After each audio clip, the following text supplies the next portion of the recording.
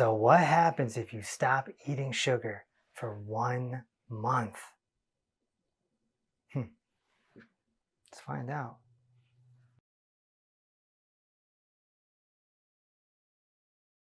Well, number one, you're going to break the addiction. Some people say that sugar is just as addictive as cocaine or heroin.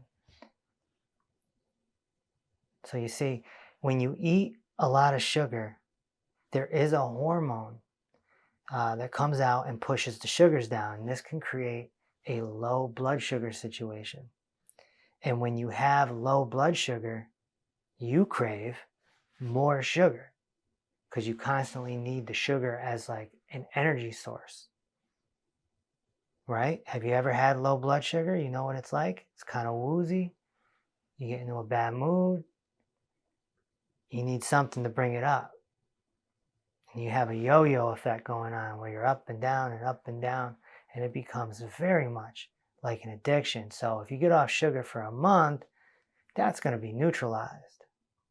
Number two, you're going to stop eating so much in the first place. Sugar makes you hungry. And so if you give up sugar, you will stabilize your hunger. And you'll stop binge eating.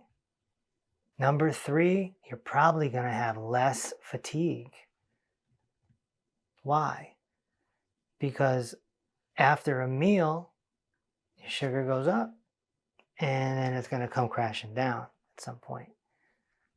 And you get sleepy. Number four, you're going to lose excess water and excess fat. Especially the first week, because you're going to dump a lot of excess water and fat right out. Boom. The sugar holds it in. Number five, you're going to enhance your mood. You're going to improve cognitive function of your brain. You're going to have more focus, more concentration without the sugar.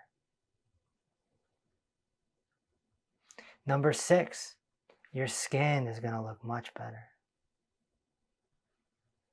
It's going to glow. There's going to be less acne. Most people with sugar issues have acne on their forehead. Number seven, you're going to have less stiffness. Why? Because sugar creates inflammation if it's in your blood for too long. And less inflammation means less pain, right? Less joint pain, less headaches, all that. Less inflammation in the arteries, better kidney function, things like this. And next, you're going to clean out a fatty liver. If your liver is nice and fatty, it'll probably resolve itself pretty fast. So these are some things that would happen if you quit sugar for 1 month. These are great things.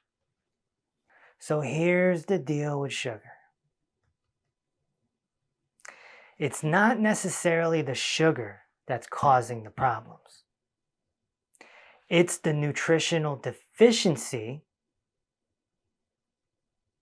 that makes you not be able to handle the sugar that is the problem. You see, there's specific minerals that you need to process sugar.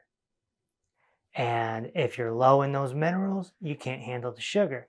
Then the food giants who put out the sugary cereals and the candy and the cake and the cookies and the soda, they come in, they brainwash you and manipulate you to get addicted to the sugar. And then you start stuffing your face with sugar when you have a nutritional deficiency and you can't handle the sugar. Then your body manifests into a dis-ease that they call type 2 diabetes. Or for some people, it might be hypoglycemia. Either way, it's creating more cash flow for the medical monopoly.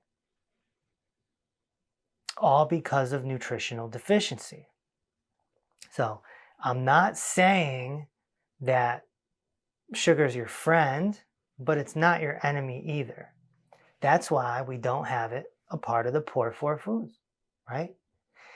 We have the most healing results ever recorded on video. And never once did we tell these people to get off of sugar. Especially fruit. Fruit sugar is great. It's fine. But the question is, can you handle the sugar? That's the question. Can you handle the sugar? So we need to get people off the poor four foods and then pump them full of the proper nutrition so that their body is ready to handle sugar. However, even then, we're not going to tell you to eat that much. 200 grams of carbohydrates a day is usually fine.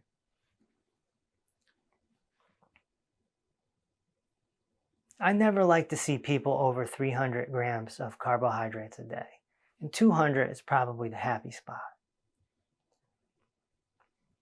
So, yeah, you can eat sugar, but sometimes it's good to get off of it and reset your body.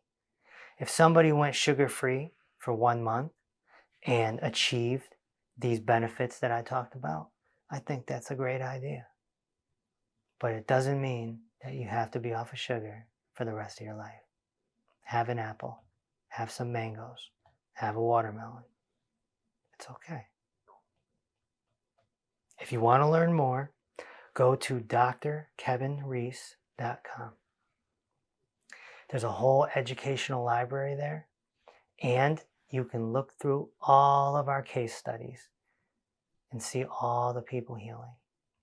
And while you're there, you can buy a book.